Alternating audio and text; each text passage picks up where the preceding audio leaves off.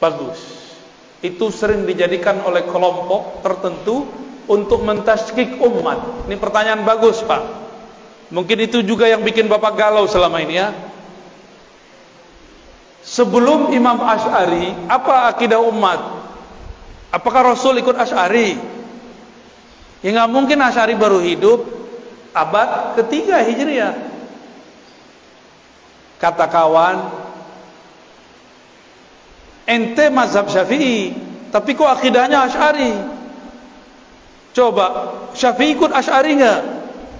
Saya sudah sering mengatakan pertanyaan begini, pertanyaan yang bisa menjebak dirinya sendiri. Syubhat itu masuk ke pikiran kita, Pak. Dulu saya begitu. Sampai 2006 saya belum yakin Asy'ari sebagai imam Ahlus Sunnah. Bayangkan. Sampai tahun 2006. Jangan sampai Bapak tahun sekarang masih belum yakin juga Asy'ari sebagai imam Ahlus Sunnah. Cukup saya yang terakhir begitu, Pak. Imam Asy'ari itu menulis dalam muqaddimah kitab Al-Ibanah, akidahku ini adalah akidah yang aku riwayatkan dari murid-murid Imam Ahmad. Akidah ini akidah Imam Ahmad bin Hanbal.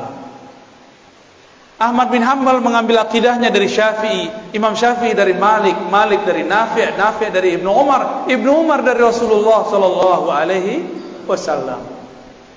Sebelum Imam Bukhari, orang pakai hadis apa? Imam Bukhari, tahu Imam Bukhari? Lahir akhir abad kedua, wafat pertengahan abad ketiga. Sebelum Imam Bukhari, ikut sunnah lewat siapa?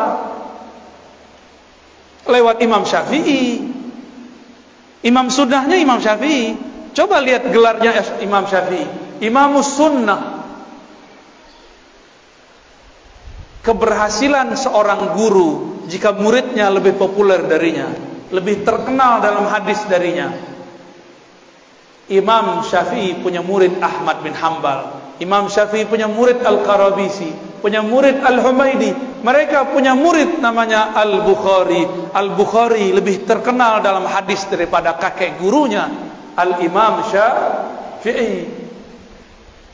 Walaupun Bukhari punya kitab Tauhid di Sahih Bukhari, tapi yang lebih terkenal sebagai Imam Tauhid adalah murid dari muridnya, yaitu Imam Asy'ari. Imam Asy'ari itu berguru ke murid-muridnya Imam Bukhari, maka akidahnya sama. Saya pastikan dan saya jamin akidah Asy'ari itulah akidahnya Bukhari. Saya tanya lagi, sebelum Bukhari kalau ikut sunnah lewat siapa?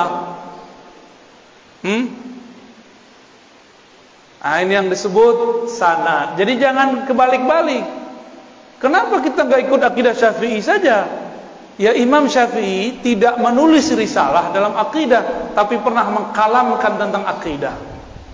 Kalamnya dikumpulkan oleh para imam, masuklah ke dalam kitab Al-Baihaqi, judulnya Manaqib Al-Imam Syafi'i. Muncullah orang memfitnah akidah Asy'ariyah berbeda dengan Asy'ari. Sok tahu ente ya, memalsukan sejarah Imam Asy'ari itu bagi mereka biasa. Mereka katakan Imam Asy'ari 3 periode, kayak mau jadi presiden 3 periode ya. Jadi akidah Asy'ari, sebelum Asy'ari akidahnya apa? Akidah Imam Ahmad. Berarti akidah Asy'ari sama dengan Ahmad? Sama. Sebelum Ahmad bin Hanbal akidahnya akidah siapa? Akidah Syafi'i. Sebelum Syafi'i sebenarnya di wilayah Kufah ada seorang imam namanya Abu Hanifah. Akidahnya akidah Imam Abu Hanifah. Dari Abu Hanifah turun nanti ke Tohawi, turun nanti ke Maturidi. Jadi ada 2 cabang dari mazhab Abu Hanifah, Tohawiyah, Maturidiyah. Cuma mereka tidak tinggal di ibu kota umat Islam, yaitu Baghdad.